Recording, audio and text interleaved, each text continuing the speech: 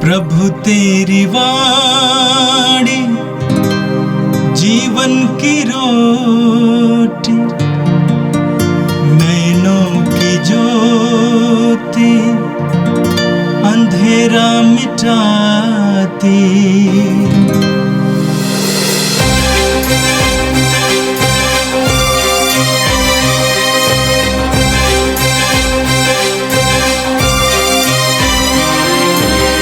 प्रभु तेरी वाणी जीवन की रोटी, नैनों की ज्योति अंधेरा मिटाती। प्रभु तेरी वाणी जीवन की रोटी, नैनों की ज्योति अंधेरा मिटाती। वाणी वाणी वाणी वाणी वाणी पवित्र है, शाश्वत है, जीवन का मन्ना है। 17 सितंबर शुक्रवार। पहला पाठ तिमिति के नाम संत पौलुस का पहला पत्र, अध्याय 6, पद संख्या 2 से 12 तक। इन बातों की शिक्षा और उपदेश दिया करो। यदि कोई भिन्न शिक्षा देता है और हमारे प्रभु यीशु मसीह के हितकारी उपदेशों में और भक्ति सम्मत शिक्षा में विश्वास नहीं करता, तो मैं समझता हूँ घमंड ने उसे अंधा बना दिया है। वह कुछ भी नहीं समझता और उसे वाद विवाद तथा निरर्थक शास्त्रार्थ करने का रोग हो गया है। इस प्रकार के विवादों से ईर्ष्या, फूट, परनिंदा, दूसरों पर कुत्सित, संदेह और निरंतर झगड़े उत्पन्न होते हैं। यह सब ऐसे लोगों के योग्य है जिनका मन विकृत और सत्य से वंचित हो गया है, और जो यह समझते हैं कि भक्ति से लाभ मिलना चाहिए। भक्ति से तो बड़ा लाभ होता है, किंतु केवल उसी को जो अपनी धन संपत्ति से संतुष्ट रहता है। हम ना तो इस संसार में कुछ अपने साथ ले आए और ना यहाँ से कुछ साथ ले जा सकते हैं। यदि हमारे पास भोजन वस्त्र है तो हमें इससे संतुष्ट रहना चाहिए।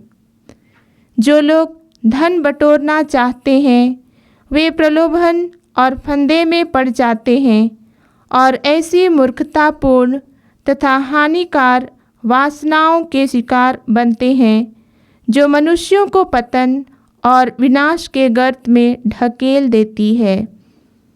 क्योंकि धन का लालच सभी बुराइयों की जड़ है। इसी लालच में पड़कर कोई लोग विश्वास के मार्ग से भटक गए और उन्होंने बहुत सी यंत्रणाओं द्वारा अपने को छलनी कर दिया। तुम ईश्वर के सेवक होने के नाते उन सब बातों से अलग रहकर धार्मिकता, भक्ति, विश्वास, प्रेम, धैर्य तथा विनम्रता की साधना करो।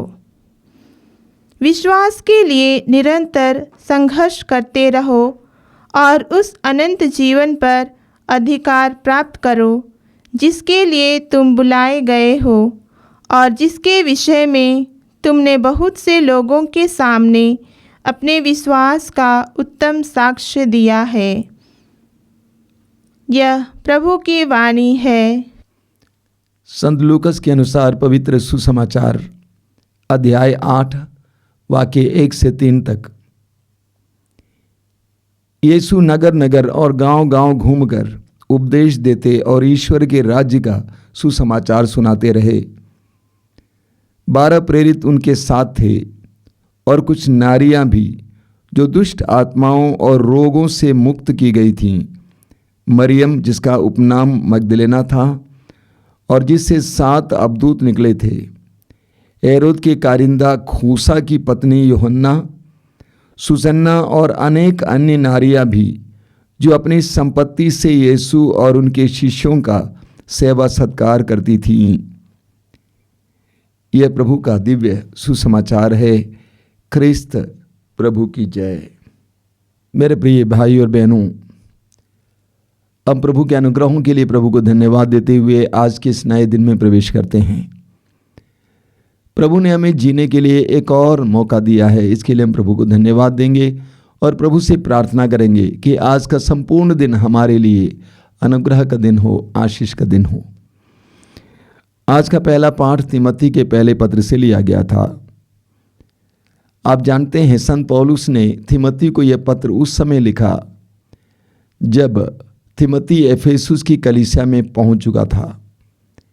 एफेसुस की कलीसिया में कुछ मसीही अगुआ आकर कलीसिया के लोगों को पौलुस की दी गई शिक्षा से कुछ भिन्न शिक्षाएं देने लगे और वे लोगों को तर्क में, वाद विवाद में उलझाने लगे।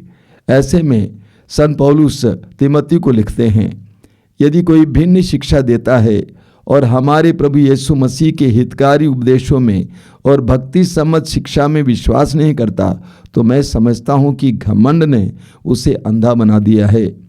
वह कुछ भी नहीं समझता और उसे वाद विवाद तथा निरर्थक शास्त्रार्थ करने का रोग हो गया है।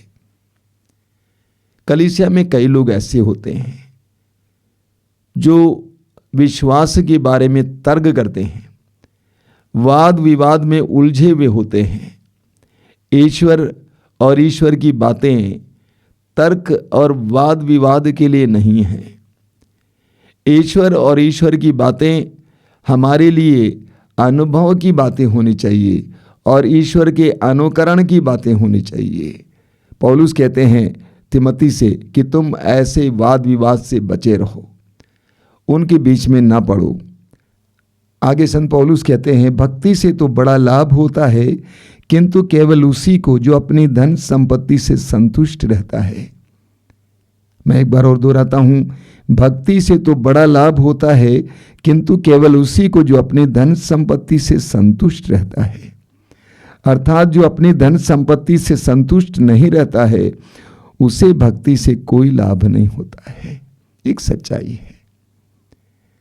जिसका मन सांसारिक चीजों में रमा हुआ है, जिसका मन सांसारिक चीजों के लिए ललायित है, जिसके अंदर लोभ है, मोह है, लालच है, अन्य लोगों की उपलब्धियों को देखते हुए, अन्य लोगों की तरक्की को देखते हुए, भौतिक संपत्ति को देखते हुए जिसके अंदर जलन होता है, ईर्ष्या होता है, वो व्यक्ति भक्ति से कोई लाभ नहीं प्राप्त करता है, क्योंकि उसका मन ईश्वर पर नहीं है, उसका मन तो संसार पर लगा हुआ है। इसीलिए पौलुस कहते हैं भक्ति से तो बड़ा लाभ होता है, किंतु केवल उसी को जो अपनी धन संपत्ति से संतुष्ट रहता है। आगे पौलुस कहते हैं ये लोभ तर्कहीन है। हम ना तो इस संसार में कुछ अपने साथ ले आए और ना यहाँ से कुछ साथ ले जा सकते हैं। हम इस संसार में अपने साथ कुछ नहीं लाए, हम इस संसार से कुछ नहीं ले जाएंगे। यह एक सच्चाई है, जीवन की एक बहुत बड़ी सच्चाई। सदा इस बात को हमारे सामने रहना चाहिए। हमें अपने मन के सामने इस बात को रखना चाहिए।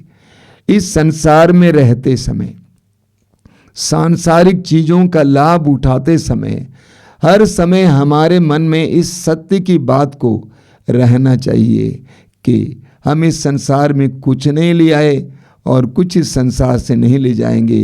अय्यूब के ग्रंथ में अय्यूब क्या कहते हैं, मैं नंगा ही अपने माँ के गर्भ से आया और नंगा ही इस धरती के गर्भ में जाऊंगा। ईश्वर ने दिया, ईश्वर ने वापस लिया। मनुष्य कुछ भी नहीं ले जाता है। हमारे देश में कई वर्ष पहले साधु संत लोग इस भाव को प्रकट करते थे निर्गुण गीतों के द्वारा कि जग में बिना प्रभु परमेश्वर कुछ नहीं है, हम कुछ नहीं लाए और कुछ नहीं ले जाएंगे। आगे पौलुस कहते हैं यदि हमारे पास भोजन वस्त्र है तो हमें इससे संतुष्ट रहना चाहिए। ये उस ज़माने की बात है। आज हमारी आवश्यकताएं कुछ और बढ़ गई हैं, लेकिन उन आवश्यकताओं की कुछ हद तक पूर्ति होती है तो हमें संतुष्ट रहना चाहिए। एक विश्वासी की ये पहचान है संतुष्टि। ईश्वर के द्वारा दिए गए चीज़ों के लिए संतुष्ट रहना और धन्यवादी रहना। हमारे परिश्रम से प्राप्त प्रतिफल के लिए धन्यवाद देना और संतुष्ट रहना। संतुष्टि एक विश्वासी की पहचान है। जिस विश्वासी में संतुष्टि नहीं है, ईर्ष्या है, जलन है, लोभ है, लालच है, वो वास्तव में विश्वासी नहीं है, मसीही नहीं है। आगे पौलुस कहते हैं, जो लोग धन बटोरना चाहते हैं वे प्रलोभन और फंदे में पड़ जाते हैं और ऐसी मूर्खतापूर्ण तथा हानिकार वासनाओं के शिकार बनते हैं जो मनुष्यों को पतन और विनाश के गर्त में ढकेल देती है। जिन लोगों के अंदर धन के प्रति लोभ है, लालच है, वे क्या क्या नहीं कर बैठते हैं। पैसे के लिए अपनी इज्जत को बेचने को तैयार होते हैं, अपने शरीर को बेचने को तैयार होते हैं, चोरी करने को तैयार होते हैं, डकैती करने को तैयार होते हैं, घूस लेने को तैयार होते हैं, शोषण करने को तैयार होते हैं, अन्याय करने को तैयार होते हैं, क्योंकि उनके मन में पैसे के प्रति मोह है, लोभ है। ये मेरा विचार है, आधुनिक इंसान के अंदर धन के प्रति बहुत ज्यादा मोह है। उसे पैसा चाहिए, पैसा चाहिए, पैसा चाहिए। धन को बटोरने के लिए कितने ही लोग ऐसे कार्य करते हैं जो मूर्खतापूर्ण हैं। आजकल आपने कई ऐसी कहानियां सुनी हैं कि लोग बहुत ज़्यादा धन बटोरने के लिए पैसा लगाए, उनके पास जो कुछ था वो भी चला जाता है, मूर्खतापूर्ण कार्य करते हैं। आगे पौलुस कहते हैं, क्योंकि धन का लालच सभी बुराइयों की जड़ है। धन सभी बुराइयों की जड़ नहीं है। धन की आवश्यकता होती है जीवन की सफलता के लिए, जीवन की आवश्यकताओं की पूर्ति के लिए धन चाहिए, लेकिन धन का मोह सभी बुराइयों की जड़ है। जिनके अंदर धन का मोह आ जाता है, पैसे का मोह आ जाता है, वो अंधा बन जाता है और कोई भी बुराई करने के लिए भी तैयार हो जाता है। आगे पौलुस कहते हैं, इसी लालच में पड़कर कई लोग विश्वास के मार्ग से भटक गए। पैसा पाने के लिए, पैसा पाने के बाद विश्वास के मार्ग से भटक गए। हमारी आंखों के सामने बहुत सारे उदाहरण हैं। उन्होंने बहुत सी यंत्रणाओं द्वारा अपने को छलनी कर दिया है। उनके मन में एक ही भूत था, पैसा, पैसा। उसके लिए उन्होंने अपने आप को ही बहुत ज़्यादा सताया है, बहुत सारी यंत्रणाओं द्वारा अपने को छलनी कर दिया है। पौलुस कहते हैं, तुम ऐसा नहीं बनना। तिमोथी, तुम ऐसा नहीं बनना। तुम ईश्वर के सेवक होने के नाते उन सब बातों से अलग रहकर धार्मिकता, भक्ति, विश्वास, प्रेम, धैर्य तथा विनम्रता की साधना करो। ये न केवल तिमोथी के लिए है, हम हर विश्वासी, हर मसीही के लिए। संसार में ये सब होता है, लोभ है, मोह है, भौतिक चीजों के प्रति लालच है, लेकिन हमसे क्या कहा जाता? पौलुस कहते हैं, इन सब बातों से अलग रहकर धार्मिकता, भक्ति, विश्वास, प्रेम, धैर्य तथा विनम्रता की साधना करो। इस दुनिया में बहुत सारे अच्छे विश्वासी और मसीही हैं जो इस तरह का जीवन जीते हैं। उनका अनुकरण कीजिए। संसार के अन्य लोगों का अनुकरण मत कीजिए। विश्वास के लिए निरंतर संघर्ष करते रहो और उस अनंत जीवन पर अधिकार प्राप्त करो जिसके लिए तुम बुलाए गए हो, जिसके विषय में तुमने बहुत से लोगों के सामने अपने विश्वास का उत्तम साक्ष्य दिया है। पौलुस कहते हैं, हर समय अनंत जीवन को अपनी आंखों के सामने रखकर जीना। सांसारिक सुख सुविधाएं संसार को प्राप्त करने के लिए नहीं, बल्कि अनंत जीवन प्राप्त करने के लिए। लूकस अध्याय 9 वाक्य 25 में प्रभु कहते हैं, मनुष्य को क्या लाभ यदि वो सारा संसार जीत ले और अपनी ही आत्मा गंवा दे। अनंत जीवन हमारे जीवन का लक्ष्य बनना चाहिए। और आज के सुसमाचार में हम प्रभु यीशु के साथ चल रहे प्रेरितों और विशेष करके नारियों के बारे में पढ़ते हैं। लूकस लिखते हैं, 12 प्रेरित उनके साथ थे और कुछ नारियां भी जो दुष्ट आत्माओं और रोगों से मुक्त की गई थीं। मरियम जिसका उपनाम मगदलेना था और जिससे 7 अबदूत निकले थे, हेरोद के कारिंदा खूसा की पत्नी यूहन्ना, सुजन्ना और अनेक अन्य नारियां भी जो अपनी संपत्ति से यीशु और उनके शिष्यों का सेवा सत्कार करती थीं।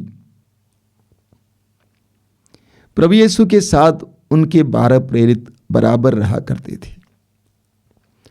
उनके अलावा इन नारियों के बारे में लूकस लिखते हैं, ये नारियां भी यीशु के साथ रहा करती थीं।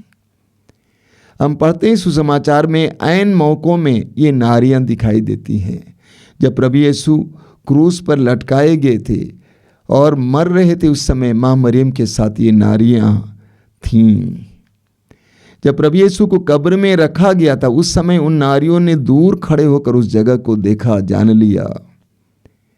प्रभु की मृत्यु के बाद वे नारियां यीशु की कब्र के पास जाती हैं उनके शरीर पर इत्र लगाने के लिए।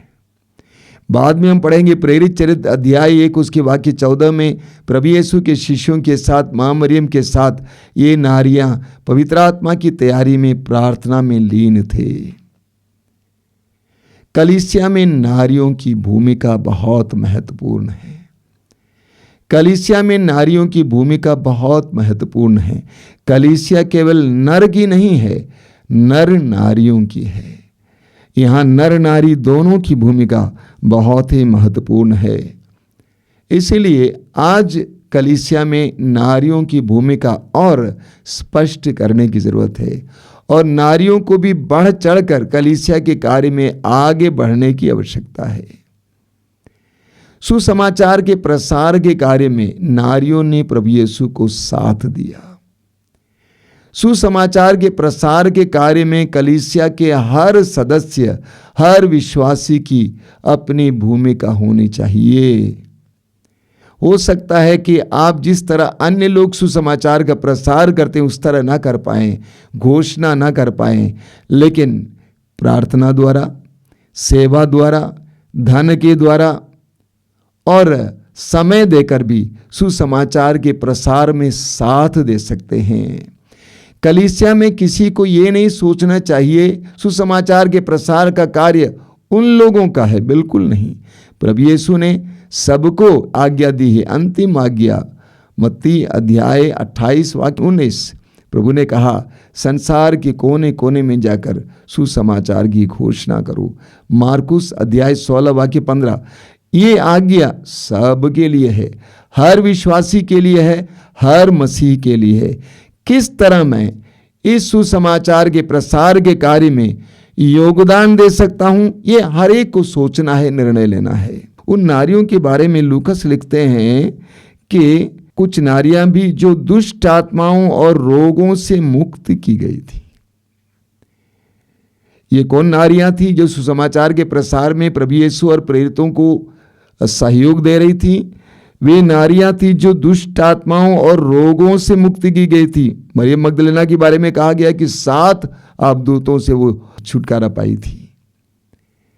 जिनको मुक्ति मिली उनकी जिम्मेदारी होती है दूसरों की मुक्ति के लिए काम करना। आपको प्रभु के द्वारा प्रभु से चंगाई मिली है, आपकी जिम्मेदारी है अन्य लोगों की चंगाई के लिए माध्यम बनना, अन्य लोगों को प्रभु के करीब लाना। आपको अवदूतों से छुटकारा मिला है, आपकी जिम्मेदारी है कि अन्य लोगों को उस उद्धार की ओर ले आना। जिनको भी प्रभु से कृपाएं मिली हैं वो कृपा उनके लिए नहीं है, वह बांटने के लिए है, लोगों के साथ बांटने के लिए है, लोगों को देने के लिए है। और आप जितना देंगे उतना ज़्यादा आप में कृपा बढ़ती रहेगी। मत भूलिएगा लूकस अध्याय 6 वाक्य 38 प्रभु ने कहा, जिस नाप से तुम दोगे उसी नाप से तुम्हारे लिए भी नापा जाएगा। हर विश्वासी का परम कर्तव्य है सुसमाचार के प्रसार के लिए काम करना, उसके लिए योगदान देना, सहयोग देना। आज हम विशेष प्रार्थना करेंगे। आज के दोनों पाठों के द्वारा प्रभु ने हमें बहुत सारी व्यवहारिक बातें दी हैं, उन सारी बातों को अमल कर सकें, उस पर हम आज मनन चिंतन कर सकें और अपने जीवन में उसको उतार सकें। आइए हम प्रार्थना करें। प्रभु यीशु धन्यवाद देते हैं आज के सुंदर दिन के लिए, तेरी आशीषों के लिए, अनुग्रहों के लिए। प्रभु तेरे वचन में तूने हमें स्पष्ट बताया है कि हमें तेरे राज्य के विस्तार के लिए काम करने के लिए सहयोग देने की आवश्यकता है। हर एक विश्वासी को, हर एक मसीही को इस जिम्मेदारी को समझने की कृपा दीजिए। प्रभु यीशु, आज के पहले पाठ में पौलुस के द्वारा हमें बहुत सारी शिक्षाएं मिली हैं, बहुत गहरी शिक्षाएं हैं। उन सारी शिक्षाओं को आत्मसात करने के लिए हमें कृपा दीजिए। हे प्रभु यीशु, इन वचनों को सुनने वाले मेरे भाई बहनों को आशीर्वाद देना। वे जहाँ कहीं भी जाएं तेरी उपस्थिति का एहसास करें, तेरी आशीषों का अनुभव करें। विशेष करके अंधकार की शक्तियों और दुष्ट आत्माओं से उनको बचा के रखना। हर कार्य में सफलता देना यीशु। उनको इस बात का एहसास करने देना कि जो तुझ पर भरोसा रखता है उसे कभी लज्जित नहीं होना पड़ेगा। हमारी इस प्रार्थना को ग्रहण कर, आमीन। प्रभु तेरी वाणी जीवन की रोटी, नैनों की ज्योति अंधेरा मिटाती। वाणी वाणी वाणी वाणी वाणी पवित्र है, शाश्वत है, जीवन का मन्ना है।